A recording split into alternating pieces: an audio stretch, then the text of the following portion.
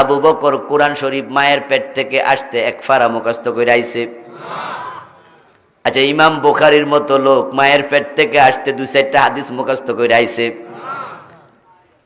আব্দুল কাদের জিলানী রহমতুল্লাহ আলাইহি ছিলেন হাম্বলি মাযহাবের লোক।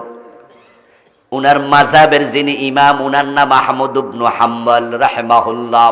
হাদিসের সবচেয়ে বড় কিতাব আল মুসনাদ, ওই মুসনাদের লেখক ইমাম আহমদ ইবনে হাম্বল মায়ের পেট থেকে আসার সময় কয় ফারা কোরআন শরীফ মুখস্থ করছিল? ইমাম আবু হানিফা করছিল। তো মাঝখান দিয়ে আব্দুল কাদের জিলানী 18 ফারা পড়া লাইছে। তাহলে বাকি 12 ফারা কাল লাগা বাদ রাখিয়াছিল, যে কাহিনী লিখছে হেল লাগা। মায়ের পেট থেকে শিশু আছে, কিচ্ছু জানে না।